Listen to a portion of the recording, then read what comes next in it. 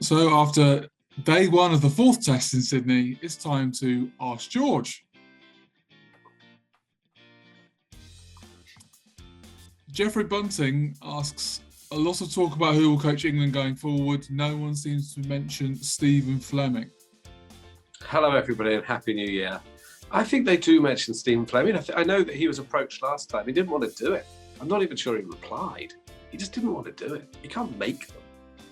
Why would he want to do it? It's actually a really, really difficult job. And you've got to hang out with people like me all year and say, you're rubbish. So I don't know. I just think that a lot of those real top coaches can earn a lot of money and have more family time doing IPL and a couple of other gigs through the year. Really, we've got to think about, why would you want to take on the England job right now? It looks almost impossible. Particularly when you could be the Trent Rockets coach. Yeah, but how long does that take him? Will Cooling asks, do you think England openers can learn a lesson from the tenacity George showed in staying at Ryder's Hotel, despite ferocious attempts to get him out? I'm not sure it's ferocious. For anyone who doesn't know, I've tested positive for COVID, sadly. And so I'm isolating, and I've been here for a while. Since the dawn of time, it feels. Is Tony Blair still Prime Minister? Anyway, I don't know how long I've been in this room, but a while. And today, there was a change of sort of approach from the hotel, and they asked me to leave. At the moment they asked me to leave, I had a headache. Like, there was a very, very angry man trying to hack his way out of my head with a quite blunt axe. So they got quite short shrift. But anyway, they've been lovely apart from for a few minutes today. They really have. They've been very nice, but they decided they wanted me out today. But where they wanted me to go, we're not entirely sure. Anyway, it's fine. Yes, they could be. If England batted as long as I've been in this room, they would really get huge scores. Could they bat their way out? Could they bat their way out of it?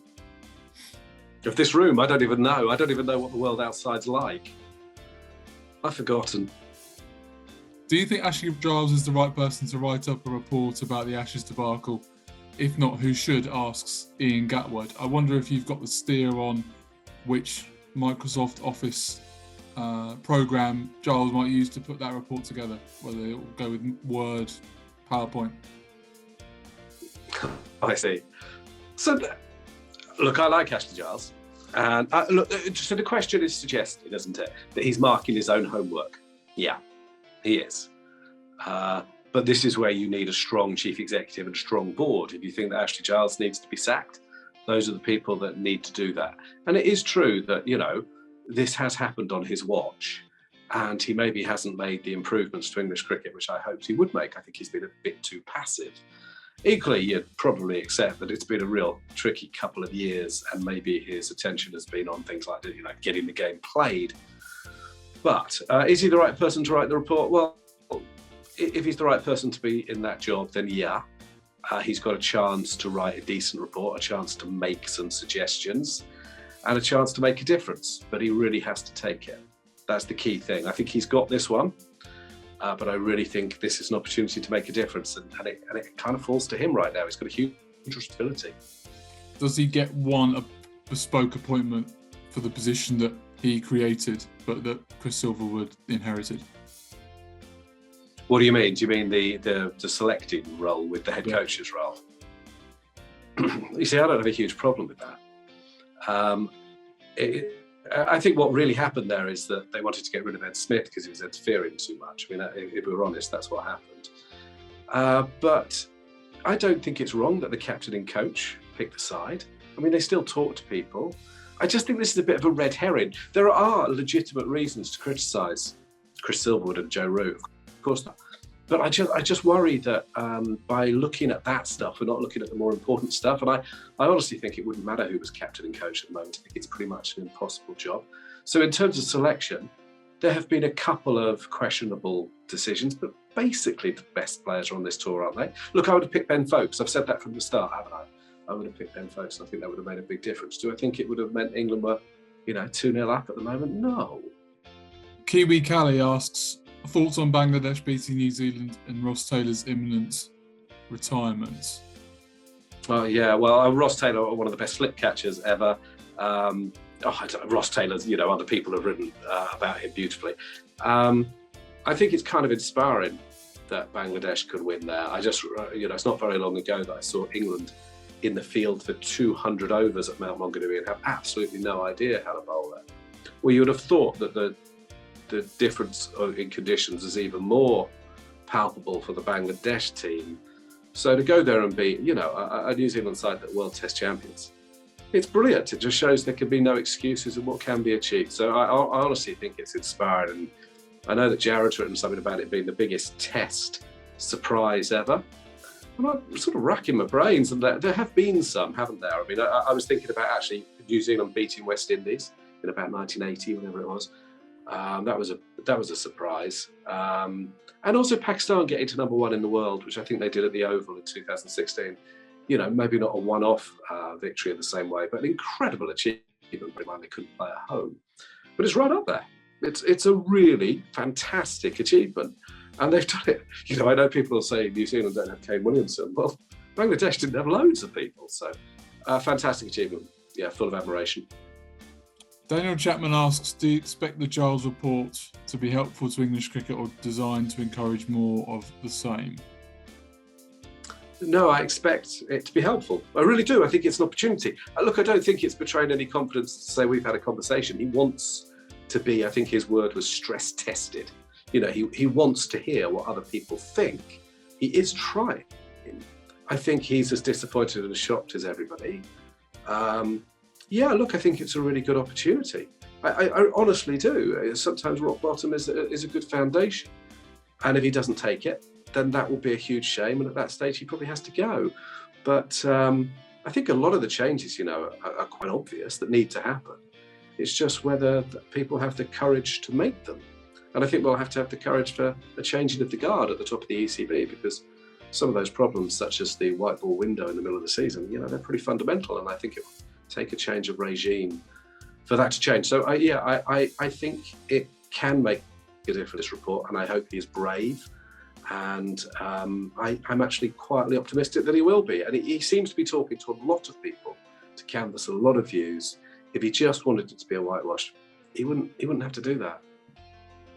Tom Burridge asks, assessing purely as a batter, who is the best number 5 in world cricket? Is it still Ben Stokes? That's an amazing question, because about the time that came in, I texted a WhatsApp group of colleagues and said, when did Ben Stokes become Ronnie Irani? So, I mean, Ben is not batting well, is he? He's not batting well, and he's bowling worse.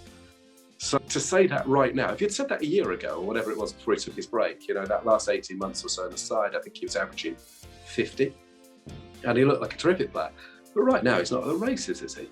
So who else there would be? I don't know whether, Rahani's not had a great time of things. Who's batting 5 for Pakistan? I can't even remember. I can't believe that the answer's Ben Stokes, to be honest. Not right now. I think he's terrific. But what's he averaging in this series? 16? The Jacket asks, is England's inability to produce world-class coaches as bad as their inability to produce world-class Test batters? Oh, good question. Really interesting, the coaching thing, isn't it? I worry a bit that a few days after we heard that Chris Silverwood had sort of given the team a rocket, we suddenly start to hear that people are a bit unhappy with Chris Silverwood. In the same way that, there were complaints that Mark Ramprakash was a bit too intense because he wanted them to bat properly. Maybe the players are a bit too powerful. Maybe they need to be shouted at a little bit more. I mean, not very often. In this sort of environment, we're on tour all the time. I get that you've got to keep it upbeat. I get that you've got to keep it light and positive. But at the same time, there's real fundamental basic errors of batting technique. And why is no one saying, that's rubbish?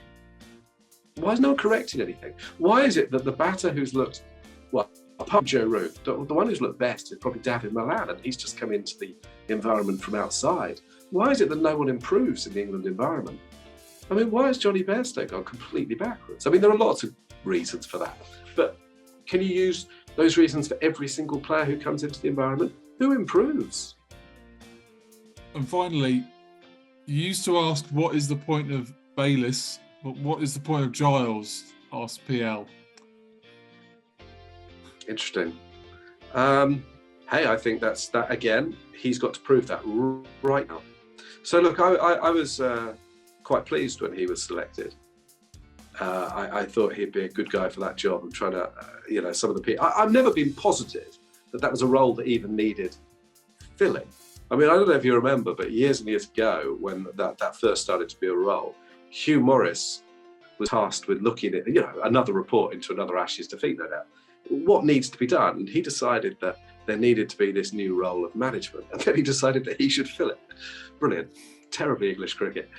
So I've never been completely convinced that you needed Paul Downton or Hugh Morris or even Ashley Giles or Andrew Strauss. But actually, Andrew Strauss did make some differences, didn't he? He did prioritise white ball cricket. And Ashley Giles has inherited that. He hasn't done as much to change things as I would have hoped and liked in the last couple of years. But now he has, I guess, an opportunity to do it. I mean, if he's going to be allowed opportunity, personally, I would stick with Silverwood and Giles, which I think is a controversial point of view, but I would. He has a chance right now to prove, to answer that question himself. This report's probably the crossroads moment in his career as administrator. And it's a really great question again. They're much better questions than anything I've been asking. We should have nearly next to no play more often. Yeah, maybe we should. Or maybe we should do this earlier in the day, ask the question earlier in the day so I can get good ideas for articles. But anyway, thank you for the questions again. Very good.